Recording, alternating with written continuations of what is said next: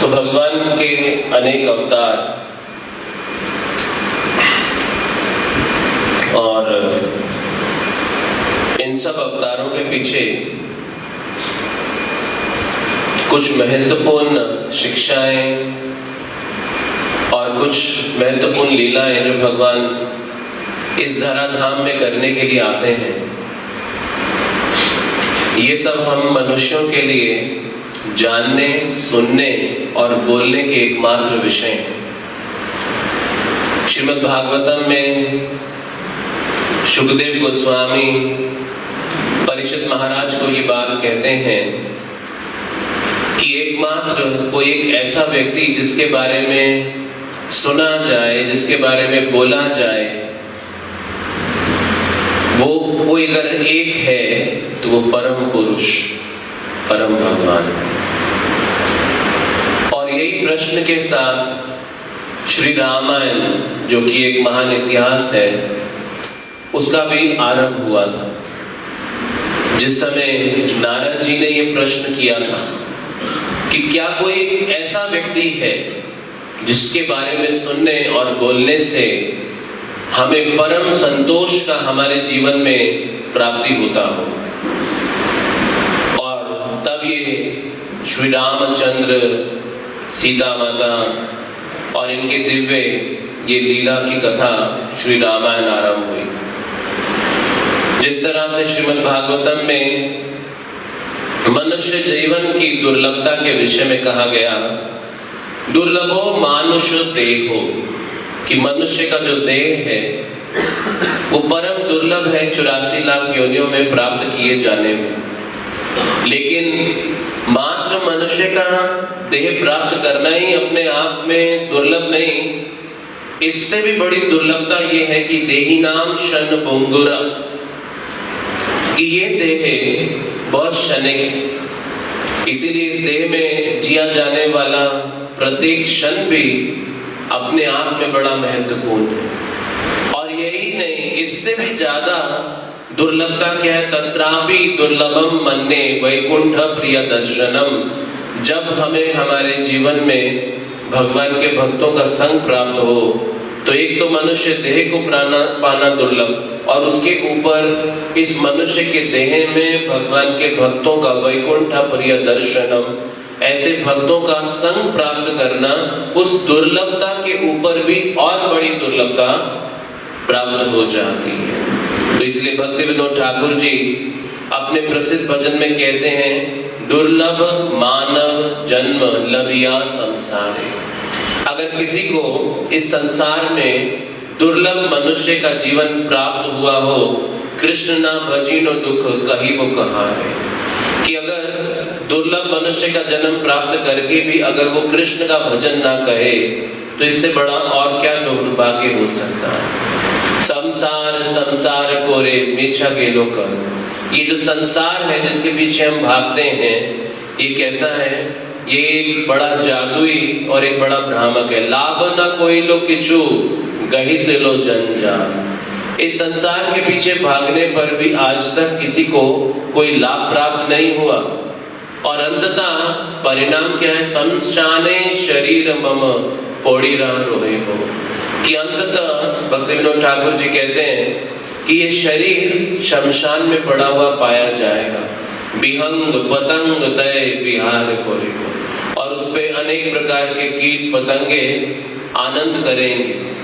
तो इसीलिए प्रहलाद महाराज जी भी भागवतम में क्या कहते हैं, वो कहते हैं कि मनुष्य के जीवन में भगवान की भक्ति करना तो आसान है, नर्क जाना बड़ा मुश्किल है।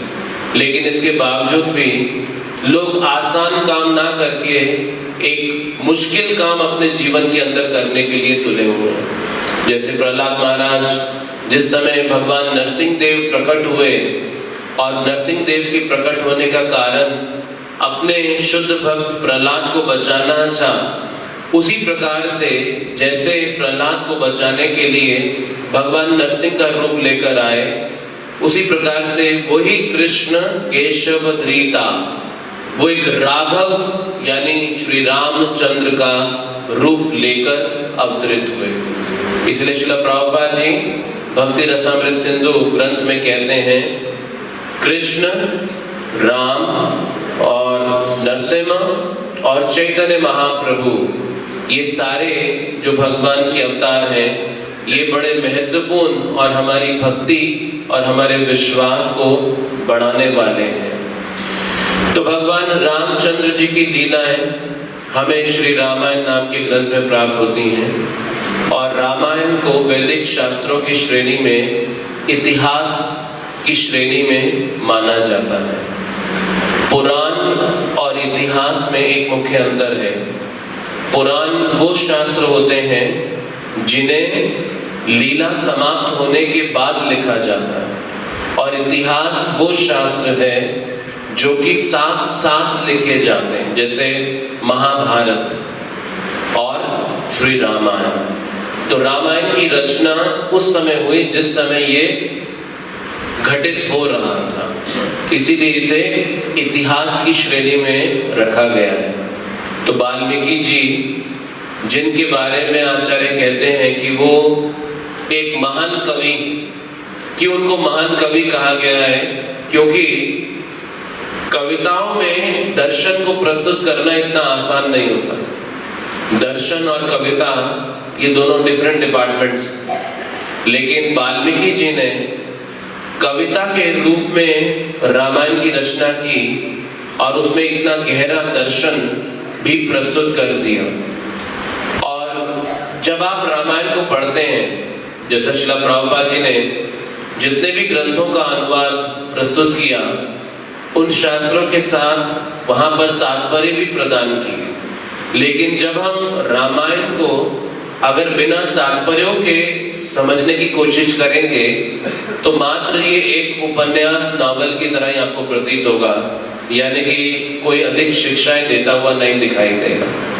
तो इसीलिए रामायण का आरंभ दशरथ महाराज के जीवन से प्राप्त होता है कि वो दशरथ महाराज जिनको सौभाग्य मिला भगवान के पिता होने का। ये कोई साधारण बात नहीं है कि किसी को भगवान के पिता होने का सौभाग्य मिले। ये संभव नहीं हमारे लिए कि हम चुन सके कि हमारी संतान कौन होगा, या संतान के लिए संभव नहीं कि वो चुन सके कि कौन उसके माता पिता होंगे। तो माता पिता को संतान प्रदान की जाती है उनके कर्मों की प्रतिक्रियाओं के अनुसार, और उस संतान को माता पिता प्रदान किए जाते हैं उनके कर्मों की प्रतिक्रियाओं के अनुसार। लेकिन दशरथ महाराज को जब भगवान श्री रामचंद्र जी पुत्र के रूप में प्राप्त हुए तो ये दोनों के कर्मों की प्रतिक्रियाएं नहीं, भगवान ने चुनाव किया दशरथ महाराज को अपना पिता होने के लिए। और उन्होंने चुनाव क्यों किया दशरथ महाराज को अपने पिता को होने के लिए? ये दशरथ महाराज के भगवान के महान भक्त होने का परिचय। तो यानी कि जो भगवान के माता पिता भी उनकी प्रकट लीला में बनते हैं, वो भी कोई साधारण लोग नहीं है, वो भी भगवान के महान भक्त हैं जिनको सौभाग्य मिलता है भगवान के माता पिता होने के लिए। तो दशरथ महाराज उन महान भक्तों में से एक हैं जिनके घर में स्वयं परम भगवान श्री रामचंद्र जी का अवतार लेके अयोध्या नगरी में त्रेता युग में अवतरित हुए। और प्राय ये त्रेता युग की कथा, ये इतिहास कितना प्राचीन है। हम सब कलयुग में जहाँ 5000 साल बीत चुके हैं, इससे पहले द्वापर युग जा चुका है जो कि कलयुग का पूरी तरह से डबल, 8.5 लाख साल से भी कुछ अधिक, और त्रेता युग उससे भी डबल। तो इतने लाखों साल पहले हुई ये घटना आज भी बिल्कुल नई सी प्रतीत होती है। आज भी जैसे ये कल की ही बात जैसी लगती है। तो इसको इतना सुना पढ़ा और इसकी इतनी चर्चा की गई है। और विशेषता उत्तर भारत में श्री रामचंद्र जी का जो व्यक्तित्व है वो काफी प्रचलित है। क्योंकि हम सब अपने जीवन में आदर्श को देखना चाहते हैं और श्री रामचंद्र जी को मर्यादा पुरुषोत्तम कहा जाता है। भगवान कृष्ण वो लीला पुरुषोत्तम है और उनकी लीलाएं बड़ी रहस्यमयी है, इसीलिए उनको समझना भी इतना आसान और इतना सरल नहीं। तो जिस समय भगवान श्री रामचंद्र 6 वर्ष के थे, उस समय माता सीता का जन्म हुआ था। तो सीता माता से अपनी इस भौम लीला में भगवान श्री रामचंद्र 6 वर्ष बड़े थे और जिस समय भगवान 12 वर्ष के हुए, उस समय सीता माता 6 वर्ष की थी और दोनों का विवाह हो गया था। और 24 वर्ष की आयु में भगवान वनवास में इस चित्रकूट धाम में आए। तो जिस समय श्री रामचंद्र 24 वर्ष के थे, उस समय उन्होंने इस चित्रकूट धाम में प्रवेश किया था और 38 वर्ष तक उनकी उस समय की उस लीला की आयु में वो वनवास में रहे और 40वें वर्ष में उनका राज्याभिषेक अयोध्या में वापस हुआ। तो वो परम भगवान और ये रामायण वाल्मीकि जी ने जो प्रचलित करवाई, उसके पीछे भी बड़ी रोचक घटना है जो कि हमें ये भी समझाती है कि रामायण को सुनने से हमें क्या लाभ मिलने जा रहा है। तो सीता जी को जब भगवान रामचंद्र जी ने अयोध्या से निकाल दिया था, तो वो उस समय वाल्मीकि जी के आश्रम में आके रही, जो इस समय वर्तमान समय में बिठूर में कहा जाता है, जो कि कानपुर के नजदीक है। तो माता सीता उस समय वाल्मीकि जी के आश्रम में रही और वहां पर उन्होंने लव और कुश नाम के 2 बालकों को जन्म दिया, जो कि जन्म से ही बड़े गुणवान थे, बड़े बुद्धिमान थे और उनकी वाणी और उनका कंठ बड़ा मधुर था। तो इसीलिए वाल्मीकि जी ने उनके इन गुणों को देखते हुए ये निर्णय ले लिया था कि इनको वो रामायण सिखाएंगे। और लवकुश जन्म के कुछ ही समय के उपरांत से वो जब से वो योग्य हुए, वो रामायण के बहुत मधुर वक्ता बन गए और वो जगह जगह जाके इस रामायण की कथा को ही गाया करते थे। तो जब लवकुश जगह जगह जाते और रामायण की कथा करते थे, तो ऐसा करते हुए वो अयोध्या के नजदीक आए और जब अयोध्या के निकट आए तो वहां पे भरत महाराज यानी कि राम जी के छोटे भाई, और जब उन्हें पता चला कि कोई कथा करने आया है और अयोध्या नगरी से बहुत सारे लोग उस कथा को सुनने जा रहे हैं, तो भरत जी ने भी जब उस कथा का इतना गुणगान सुना और विशेषता उस कथा के वक्ताओं का इतना गुणगान सुना, तो उनके मन में भी जिज्ञासा हुई कि उनको जाकर उस कथा को सुनना चाहिए। तो वो भी उस कथा में जाकर बैठ गए और जब वो कथा को सुनने लगे तो वो ध्यान से लवकुश के चेहरे को देखने लगे और उन्हें ये समझ में आने लगा कि ये दोनों कोई साधारण नहीं, ये कोई साधारण बालक नहीं, ये बड़े दिव्य असाधारण बालक है।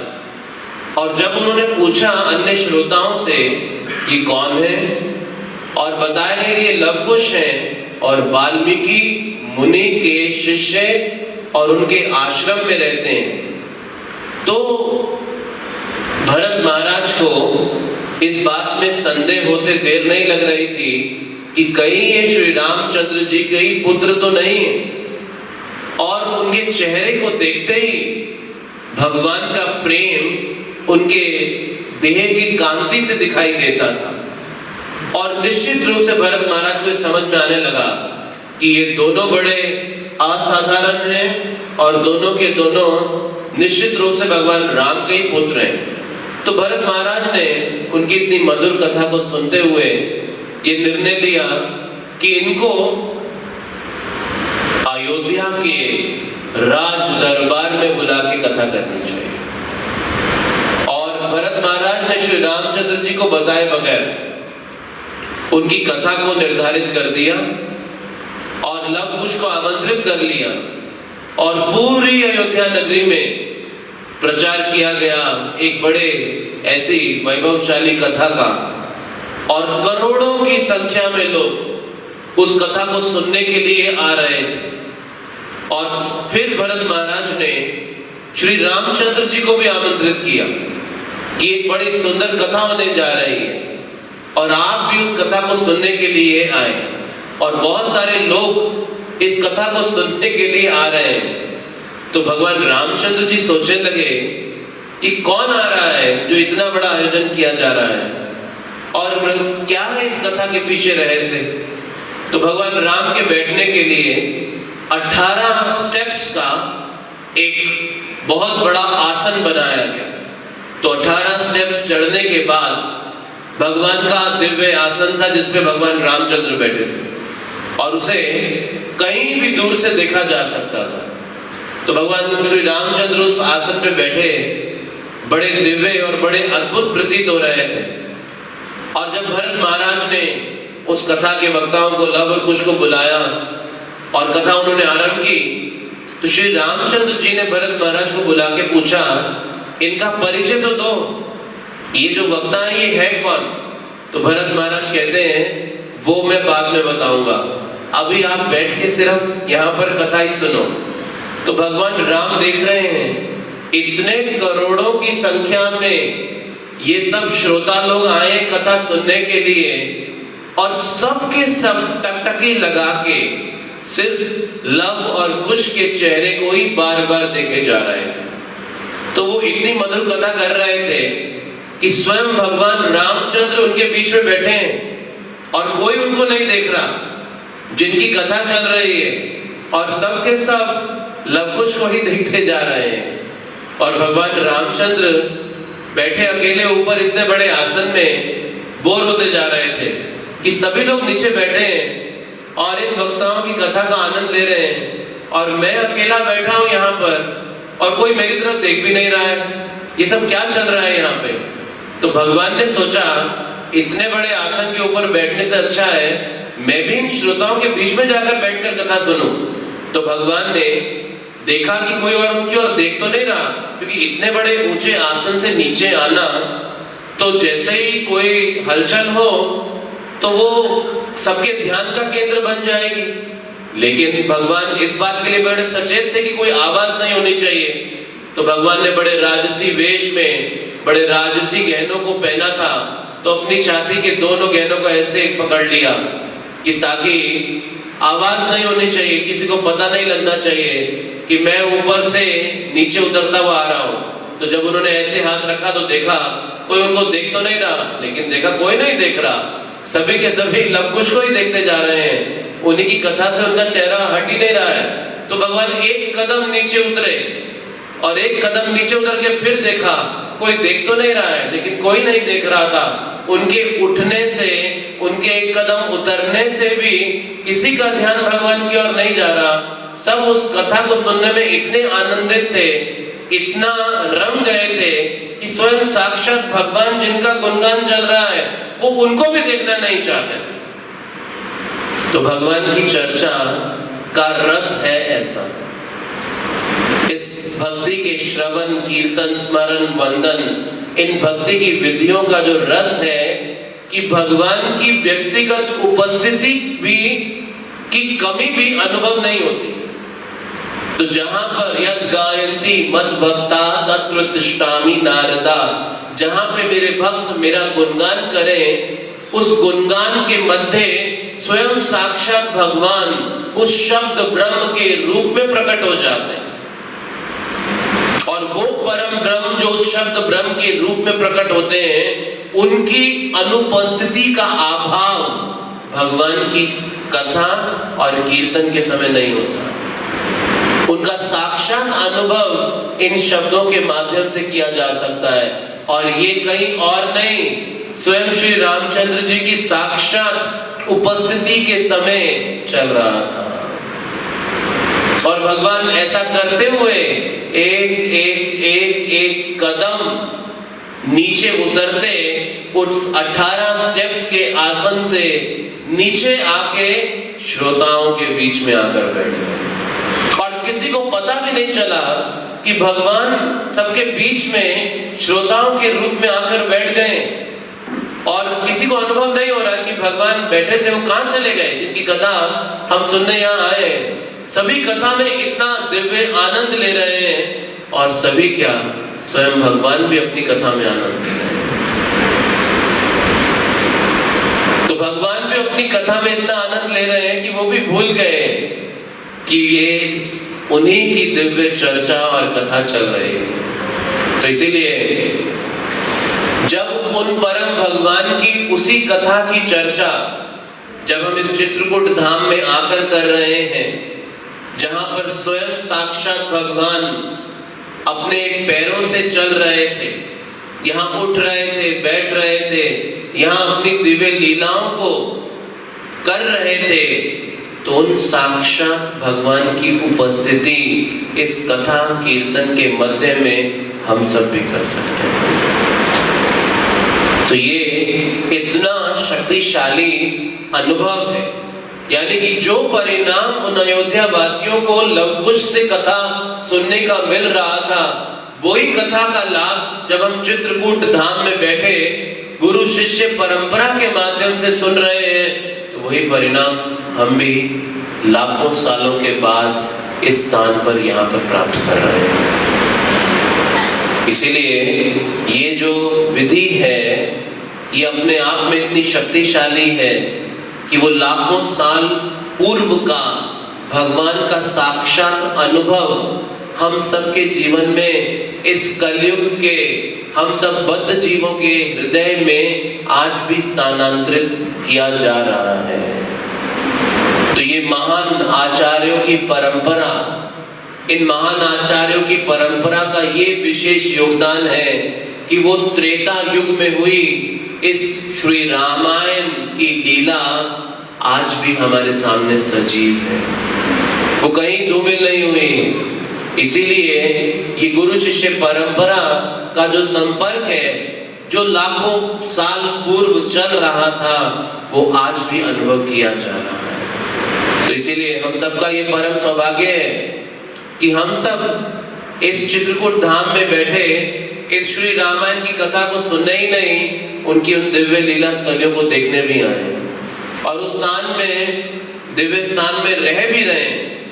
और इसीलिए श्रील प्रभुपाद जी ने कहा, एक जीव उसकी भूख और प्यास, इस शरीर की भूख और प्यास एक है जिसे आप भोजन जल आदि से मिटा सकते हैं, लेकिन इस जीव की, इस आत्मा की भूख और प्यास को एकमात्र कृष्ण भावनामृत से ही बुझाया जा सकता है। तो हम सब लाखों लाखों जन्मों से इस भूख प्यास को लेकर भटक रहे हैं और नाना रूप से उसे पूर्ति करने के प्रयत्न करते हैं। जब तक हम परम भगवान के आश्रय में आकर इस भूख प्यास को नहीं मिटाते, तब तक ये भोग की प्रवृत्ति हृदय से पिशाची की तरह पीछा नहीं छोड़ती।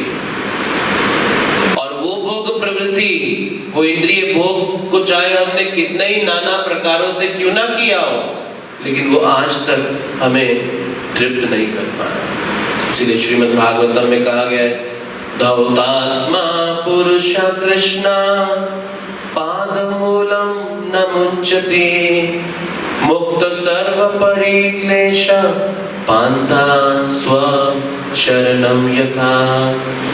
कहा गया कि जैसे एक यात्री बड़ी लंबी तीर्थ यात्रा करके अपने घर वापस आता है, तो उसको अनुभव होता है कैसा कि बड़ा आराम का अनुभव होता है।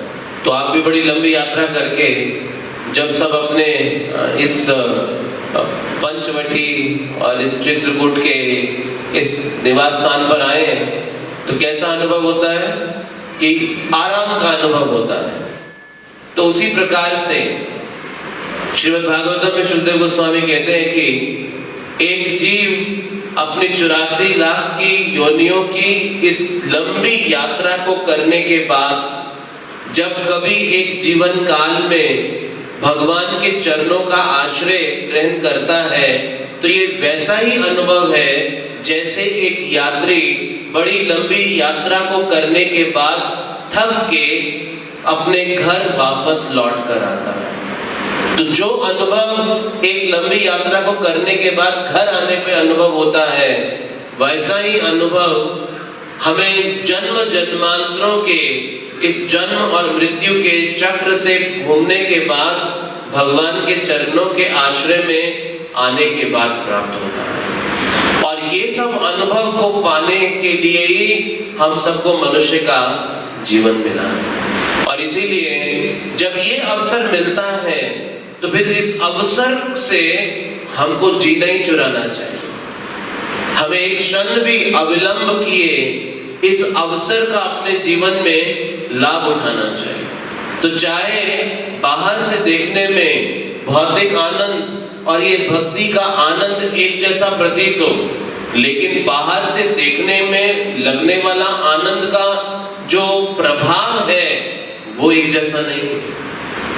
देखने में क्रोसिन की गोली और पिपरामेंट की गोली एक जैसी लगेगी, लेकिन दोनों का इफेक्ट जो है वो एक नहीं है, वो डिफरेंट है। उसी प्रकार से भौतिक आनंद और भक्ति के आनंद को बाहर से देखने में आप एक जैसा पाएंगे, लेकिन इसका प्रभाव एक जैसा नहीं है। एक बालाजी का भक्त था और वो बालाजी की बड़ी पूजा अर्चना किया करता था और साथ साथ बालाजी की बड़ी कथा भी करता था। तो जगह जगह जाके बालाजी की कथा करता था। तो एक दिन बालाजी की दर्शन करने भी पहुंच गया तिरुपति। तो जब दर्शन करने गया तो देखा बड़ी लंबी पंक्ति लगी हुई थी और बड़ी लंबी पंक्ति, और जब तक उसका नंबर आया तो बालाजी का दर्शन ही बंद हो गया। तो बाहर खड़ा मंदिर के बालाजी को कहता है, मैं इतनी दूर से आया आपका दर्शन करने, इतनी लंबी पंक्ति में भी खड़ा हुआ और फिर भी आपने अपना दर्शन बंद कर दिया, मुझे दर्शन दिए। आज के बाद आपकी कथा करनी बंद कर दूंगा मैं। यही परिणाम है आपकी कथा करने का कि आप अपने भक्तों को दर्शन भी नहीं देते हैं। तो बस आज से आपकी कथा करनी भी बंद। और जैसे उसने बोला, मंदिर का पट खुल गया। भगवान भी डर गए कि कहीं ये मेरी कथा करना ना बंद कर दे। तो भगवान भी अपने भक्तों पे आश्रित हो जाते हैं। तो ये कह रहा था, हम लोगों की वजह से आप पूरे समाज में जाने जाते हैं, हम आपका संदेश लोगों तक पहुंचाते हैं और आप हम ही अपना दर्शन नहीं देते हैं। तो भगवान ने भी डर के अपना दर्शन खोल दिया कि मेरा भक्त आया, इसको दर्शन कर दो, ये कुछ ज्यादा उग्र रूप दिखा रहा है। तो इसीलिए भगवान की कथा इतनी सरलता से मिलती नहीं। भौतिक लाभ भगवान से बड़ी सरलता से मिल जाते हैं। अगर आप भगवान के पास जाके कुछ भुक्ति मुक्ति सिद्धि मांगेंगे तो भगवान उस इच्छा को जल्दी से पूरी कर देते हैं। लेकिन भगवान की जो शुद्ध भक्ति है, यानी कि उनकी शुद्ध कथा और उनका वो कीर्तन, ये आसानी से प्राप्त नहीं होता है। तो बहुनाम जन्म नाम, बड़े बड़े जन्मों के बाद किसी एक जीवन में आकर भगवान की कथा और कीर्तन को सुनने का सौभाग्य हमारे जीवन के अंदर प्राप्त होता है।